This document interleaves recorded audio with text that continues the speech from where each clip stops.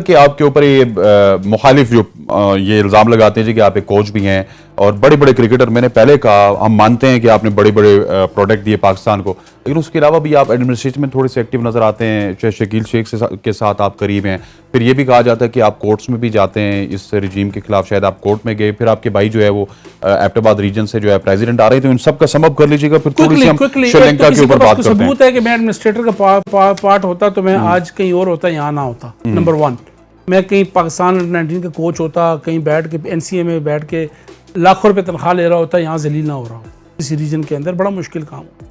एक तो ये बात बिल्कुल गलत है, मेरा कोई एक्टिवली पार्टिसिपेशन एडमिनिस्ट्रेशन के अंदर नहीं है, ना नजम सेठी साहब किसी को इंटरफेरेंस करने देते हैं। वो खुद चीज़ें अपने हाथ में रखते हैं और वो खुद ही सारा कुछ करते हैं। दूसरी बात, आपने कहा कोर्ट में, मैं किसी कोर्ट में नहीं गया, मैं डिनाई करता हूँ इस चीज़ को। मैं बिल्कुल कोर्टों में नहीं जाता। किसी के पास कुछ तस्वीर, कोई फुटेज, कोई चीज़ है तो मुझे बता दें, मैं चैलेंज करता हूँ। जो आप मुझे सजा देना चाहते हैं मैं हाजिर हूँ। ये सब फजूल बातें हैं। मैं किसी कोर्ट में, ना मेरा किसी से लेना देना। कोर्ट में जाना हो, जिस दिन मैं जाऊँगा मैं खुद जाऊँगा, मैं किसी की आड़ में नहीं जाता। मैं किसी का घर से नहीं खाता हूँ, मैं किसी का, वो पंजाबी में काड़ा नहीं हूँ कि मैं नहीं जा सकता, मैं जाऊँगा। पंजाबी बोल लेते हैं। हाँ, मैं सारी जुबानें बोलता हूँ। ठीक है, तो वो मैं नहीं गया। मेरा भाई इलेक्शन लड़ सकता है, माशाल्लाह वो एलिजिबल है, एक क्लब का प्रेसिडेंट है। क्यों ये किसी के बाप की मीरास है कि वही लड़ेगा? ये जिस आमिर नवाब को तकलीफ हो रही है उसे आमिर नवाब को भी कहता हूँ तू इलेक्शन लड़ के दिखा, तुझे मैं बताऊंगा इलेक्शन। पहले तो मैं PCB के साथ था ना, मैंने कुछ नहीं किया। अब तू इलेक्शन लड़ के दिखा, अब आप एक्टिव हो जाएंगे। हाँ, अब तू इलेक्शन लड़ के दिखा। मेरा भाई लड़ेगा इलेक्शन इंशाल्लाह ताला, वो लड़ सकता है और वो एलिजिबल है, वो क्वालिफिकेशन उसकी पूरी है, वो चोर नहीं है, वो डाकू नहीं है। जिस जमाने में आपकी मैनेजमेंट कमेटी थी, उस जमाने में क्या समझते हैं इलेक्शन सही हुए हैं? बिल्कुल सही। तो नहीं हुए तो बता देना, डी नोटिफाई कर देना। अगर नहीं हुए वैसे याद भी, ये सच्ची बात है, इलेक्शन तो ये वैसे ही बस वो होते हैं ना, मतलब जिस तरह नहीं खाना पूरी हो। देखिए मेरी बात, ये क्यों इलेक्शन क्यों जीते वो लोग, मैं बता देता हूँ। देखिए हुसैन, इसके ऊपर एक स्ट्रगल है, एक स्ट्रगल चली थी, क्योंकि मैं खुद एक जर्नलिस्ट के साथ साथ एक क्रिकेटर भी हूँ, तो हम चीज़ों को मॉनिटर तो कर रहे होते हैं ना। ये जो सिस्टम था एहसान मानी साहब वाला, रमीज राजा वाला या खान साहब वाला, वो सिस्टम जो है वो लोगों ने उसको रिजेक्ट किया, क्योंकि उसके अंदर मेन स्टेक देखें 3.5-4 साल में एसोसिएशन थी नहीं, क्लब ही नहीं थे। तो जब इन्होंने इस जो मैनेजमेंट कमेटी, जो रियल मैनेजमेंट कमेटी थी नजम सेठी साहब वाली, उन्होंने क्लब क्रिकेट को रिवाइव किया, डिस्ट्रिक्ट एडमिनिस्ट्रेशन लेके, एसोसिएशन लेके आए, फिर रीजन बिल्कुल साफ हुए हैं। कहीं पे बता दें कैसे हुए, कौन कहता गलत हुए? 92-93 डिस्ट्रिक्ट के इलेक्शन हुए, 13 रीजन्स के हुए, सिर्फ 3 रीजन वो भी कोर्ट में गए हैं, वो भी सेटल हो रहे हैं। अच्छा, ये जो आपके आखिरी सवाल करूंगा अब, क्योंकि आप टेस्ट पे भी बात करनी है, आपके साथ जो लोग थे ये तालपुर और इस तरह के लोग, ये वापस दूसरी तरफ क्यों चले गए? मेरे साथ तो खैर नहीं थे, मतलब आपके दोस्तों के साथ चले। इन्होंने डिवाइड एंड रूल की पॉलिसी की। जब ये एहसान उल हक मज़ारी साहब ने इनको बुलाया, उनको कहा जी हम आपको बनाते हैं BOG का मेंबर, जबकि BOG पहले फॉर्मेशन उसकी हो चुकी थी और बड़े लीगल तरीके से हुई थी। वो उसके भी ऊपर बहुत बड़ी बहस है, टाइम आपके ऊपर शॉर्ट है। मैंने बताया ना कि इसलिए मुझे सही चीज़ों का पता होता है कि मैं एक जर्नलिस्ट भी हूँ, इसलिए ये कहना कि जी मैं शायद उस एडमिनिस्ट्रेशन का पार्ट रहा हूँ, तो ये खामखा लोग अज्यूम कर रहे हैं तो करते रहे, मुझे कोई फ़र्क नहीं पड़ता। उनको कहा गया जी कि हम आपको देते, तो जब किसी को कुछ दो तो वो ऑब्वियसली वो फिर लेता भी तो कुछ ना कुछ है, तो लेने के बदले उनको ये हुआ कि उन्होंने डिवाइड एंड रूल करके आपस में लड़ा दिया। ठीक हो गया। याद भाई यूसुफ के साथ गपशप कसगसा जारी है। अब थोड़ा सा क्विकली, क्योंकि इनकी क्रिकेट एक्सपर्ट राय भी जान लेते हैं। याज भाई, हमारी टीम ने अच्छा स्टार्ट दिया, कल के दिन 4 विकेटें हमने ली और लग ये रहा था कि पाकिस्तानी टीम बड़ी साउंड खेल रही है, लेकिन अचानक से एक पार्टनरशिप लगी मैथ्यूज की, डिसिल्वा की, और उसके बाद आपको पता है कि श्रीलंका की पिचेस में 300-350 रन एक बहुत बड़ा रन होता है, 312 वो लगा चुके हैं और हमारी आधी टीम आउट हो चुकी है। देखिए क्विकली इसके अंदर एक तो टेस्ट क्रिकेट में गैप थोड़ा ज़्यादा है, फिर शाहीन शाह की बड़े अरसे बाद वापसी हुई, फिर लड़के जो हैं वो वनडे खेलते रहे, फिर T20 खेलते रहे। थोड़ा सा ना, क्योंकि हमारे पास प्रॉब्लम ये है सैन कि हमारी ऑलमोस्ट ये टीम होती है तीनों फॉर्मेट में, आप देख रहे हैं, तो थोड़ा सा सेटलमेंट के अंदर टाइम लगता है। आप थोड़ा सा टाइम ज़रूर दें, दे विल कम बैक। फिर सरफराज नहीं खेला इतना अरसा, देखें ना, चीज़ें ये होती हैं कि हमारे यहाँ टेस्ट क्रिकेट बहुत कम हो रही है। और पूरी दुनिया में शायद कम हो रही है, लेकिन हमारे साथ कुछ ज़्यादा इम्तियाजी सलूक किया जा रहा है ICC की तरफ से कि हमें वो ड्यू, हमारा राइट नहीं मिल रहा। ये कैसी टेस्ट चैंपियनशिप है कि जिसके अंदर 2 टीमें आपस में खेली भी नहीं है, जो इंडिया और पाकिस्तान खेली नहीं और ऑस्ट्रेलिया वो जीत गया था।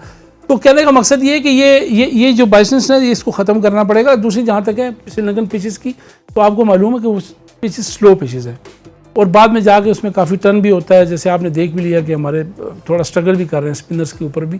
तो they will be settle down, क्योंकि इशू थोड़ा सा ये है कि थोड़ा सा टेस्ट क्रिकेट से गैप का मसला मुझे लग रहा है, और थोड़ा सा लड़कों को एडजस्ट करने में टाइम ज़रूर लगता है कि यार मतलब एक तो आप T20 फॉर्मेट में जा रहे हो, बार बार खेल रहे हो, तो जो भी हो, जितने मर्जी आप बड़े प्रोफेशनल हो, बट एक माइंड के अंदर थोड़ा सा ना वो चीज़ें, आपकी बॉडी को एडजस्ट करने टाइम लगता है, फिर वो पूरी फ्रिक्वेंसी माइंड और हाथ और हैंड और माइंड कोऑर्डिनेशन है। कोच बीइंग ए जर्नलिस्ट के आप समझते हैं, दोनों पॉइंट ऑफ व्यू से बताइएगा कि ये जो हमारी टेस्ट टीम है इसको थोड़ा सा डिफरेंट होना चाहिए, क्योंकि रिजल्ट्स नहीं दे यही रही। मैं आपको कह रहा हूँ सर कि हमारे अलमिया यही है कि हमारे यहाँ ना तीनों फॉर्मेट की जो बाद में वही 4-5 स्कोर प्लेयर वही हैं, यही 6 है, प्लेयर। इसीलिए तो मसला ये है कि आप कम बैक करते हैं बट स्ट्रगल कर रहे होते हैं। Exactly. इसलिए अगर आपके 3-4 बैट्समैन टेस्ट प्लेयर में टेस्ट के हों, जो बैठे हों सिर्फ टेस्ट ही खेल रहे हों, तो बड़ा फायदा होगा, वो लॉन्ग क्रिकेट खेल। फिर बाकी देखें ना, फर्स्ट क्लास नहीं हो रही, अभी आप सितंबर में जाके होगी, लड़के किधर खेलें? मुझे आप बताएं ना, टेस्ट क्रिकेट है क्या? बेसिकली रेड बॉल क्रिकेट हो ही नहीं रही। Exactly. ठीक है, जब तक रेड बॉल क्रिकेट नहीं होगी, वो आप खेलेंगे नहीं, उन चीज़ों को मैनेज करना बड़ा मुश्किल है। You can manage T20, you can manage one day, but test, उसका नाम ही टेस्ट है। Exactly. वो टेस्ट वो है इम्तिहान आपका, इसलिए इसको थोड़ा सा करना पड़ेगा। जो इस वक्त जिनके हाथ में इख्तियार है, उनको चाहिए कि थोड़ा सा इस फॉर्मेट को इस तरह देखें कि टेस्ट क्रिकेट हो, आगे जाएं, मुल्कों के साथ खेलें, छोटे हों बड़े हों, खेलेंगे ही तो चीज़ें बेहतर होंगी। जितना आप गैप ज़्यादा देंगे, यही होगा कि आप कोलैप्स कर जाएंगे। हर मैच में बाबर आजम ने रन नहीं कर रहे हैं। अगर आप कहते हैं अंग्रेजी में, if there is one solution there is no solution, अगर इस चीज़ का एक हल है तो फिर हल नहीं है। Exactly. अगर बाबर आजम ने स्कोर करना है और आपने 350 करना है तो फिर रहने दो। जी हाँ, आज तो ठीक है देखते हैं ना? बाबर आजम अब आउट हो गए, क्या आउट हो करेंगे? गए। Are you satisfied with the 11? ये नुमान अली की जगह अगर हसन अली हो देखिए, मैं जाते, वही आपको बताता हूँ ना, हसन अली तो नहीं, एक क्योंकि पेसर्स ने अर्ली ऑन काफी डैमेज किया। लैग कर रहे हैं, आपके पास क्वालिटी स्पिनर नहीं है। क्वालिटी स्पिनर नहीं है। आप आपके अगर पास जफर wrist जोहर और spinner उसामा है। मीर नहीं, को कर आपको लें। रिस्ट स्पिनर होना बड़ा जरूरी है। हाँ, वो तो पाकिस्तान ने लगी है, हमेशा wrist spinner हमेशा हमेशा से। पाकिस्तान ने, देखे ना, इब्रार है, वो भी मिस्ट्री है। मिस्ट्री है, और थोड़ा सा ना आप देख लें, नोमान भी कन्वेंशनल स्पिनर है, कोई आउट ऑफ द बॉक्स उसके पास कुछ नहीं है। वो तो सीधा एक ही जगह पे बॉल करवाते हैं। यहाँ पर अगर आपने टेस्ट क्रिकेट में सर्वाइव करना है तो आपके पास एक रिस्ट स्पिनर होना बड़ा जरूरी है। कोई है स्पिनर आपकी नजर में जो पाकिस्तान को सर्व कर सकते देखिए, अभी टू अर्ली, शहजाद भी, अब आपको पता है इतनी, देखे ना, यही इशू है। हम फ्रेंचाइज क्रिकेट और T20 क्रिकेट ने आपके स्ट्रक्चर को ख़त्म कर दिया है। हर बंदा आता है, खींच के मारी जा रहा है, किसी को नहीं, वो फ्लाइट देता नहीं, फ्लाइट दो तो उठा के बाहर फेंक देते। इशू ये है कि हमें प्रोड्यूस करने पड़ेंगे, वही टेस्ट टीम अलग होनी जरूरी है, तब जाके आप सर्वाइव कर सकते हैं। हैं। और वो भी सिक्योर हो ना याज भाई, कि एक लंबे अरसे तक के लिए हो, क्योंकि उनको पता हो कि हमारा टेस्ट में फ्यूचर सिक्योर है। हम 10 साल ऐसा आपके पास रिस्ट स्पिनर मौजूद नहीं है जो आप कहेंगे एक तो मैं सिस्टम से आउट रहा हूँ, आपको पता है, पहले ऑलमोस्ट ये 3 महीने छोड़े तो मैं पिछले 3.5-4 साल से सिस्टम से आउट हूँ। तो बच्चे मैंने 2 देखे हैं, बड़े अच्छे हैं। फाटा में 2 लेग स्पिनर मैंने देखे, बट वो छोटे हैं, 13-16 लेवल के हैं, उनको टाइम लगेगा। फिर एक लड़का मैंने देखा है बड़ा अच्छा, फाटा से, खैबर एजेंसी से, वो चाइना मैन है, वो इज टू गुड, बट वो भी छोटा सा बच्चा है, तो अभी टाइम लगना है। लेकिन वही बात है ना कि 3.5-4 साल कुछ हुआ ही नहीं है। वो जो एक तारीख दौर था ना, वो तो लिटरली तारीख था। उसके अंदर ये जो आपको देखे ना, ये जो अभी आपको बाबर आजम या इमामुल हक, या ये तो पिछले उसी दौर की पैदावार आगे जा रही थी ना। अब ये 3.5-4 साल का जो गैप है ना, ये आपको आगे जाके कमर तोड़ेगा, ये आपको बहुत खराब करेगा, क्योंकि आपके पास पीछे लड़के कोई नहीं होगा। कोई एक लड़का मुझे बता दे जिसको आप कहें यार ये 3.5-4 साल में आपने कोई बंदा निकाला है, तो जो आ रहा है बस वो यही मारी जा रहा है, चमचे मार के, कोई क्वालिटी बैट्समैन नहीं है, कोई क्वालिटी बॉलर आप प्रोड्यूस नहीं कर सकते। अभी आखिरी सवाल करूंगा, ये बताएं कि हमारे पास जो हमने देखा, हम बड़ी एक ऐसी कौम थी कि जिसमें मिसबा होते थे, यूनस होते थे, इंजमाम होते थे, स्पिन मास्टर होते थे, स्पिनर सारा दिन मुरलीधरन जैसे भी लगे रहते थे, तो हमें पता होता कि 100-150 बना के ही आउट होंगे।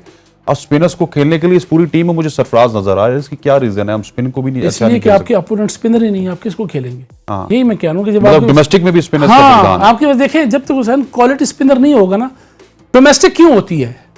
वजह क्या है कि इसलिए होती है कि आप आपस में जब खेलते हैं, अच्छी क्वालिटी क्रिकेट होगी तो ऊपर जाके। क्यों ये कंट्रीज, आयरलैंड, अफगानिस्तान, ये जिम्बाब्वे, ये क्यों सफर कर रहे हैं? क्योंकि इनका स्ट्रक्चर कमजोर है नीचे। इनके आपस में ये आगे इंटरनेशनल तो खेलते हैं, यूएई को देख लें, आपको नजर आ रही एग्जिस्टेंस, लेकिन क्वालिटी नजर इसलिए नहीं आ रही कि डोमेस्टिक नीचे नहीं है, नीचे खाली हवा है। जब तक आपका डोमेस्टिक स्ट्रक्चर मुकम्मल नहीं होगा, अच्छा नहीं होगा, तकड़ी क्वालिटी उसके अंदर क्रिकेट नहीं होगी, ऊपर वो नहीं आ सकती।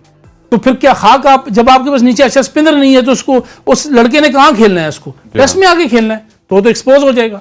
उसको चाहिए वो 16 में खेले, उसको 19 में खेले, उसको फर्स्ट क्लास में खेल के जब वो आएगा तो वो स्पिनर को कंट्रोल कर सकता है। और अच्छा स्पिनर होगा तो उसको, जब अच्छा स्पिनर ही नहीं है, सारे ऑर्डिनरी स्पिनर्स लगे हुए हैं, कन्वेंशनल स्पिनर लगे हुए हैं, तो उसको तो सारे ही खेल लेते हैं। ऊपर जाकर थोड़ा सा भी कोई हल्का पुल्का अच्छा स्पिनर आ गया तो फारो।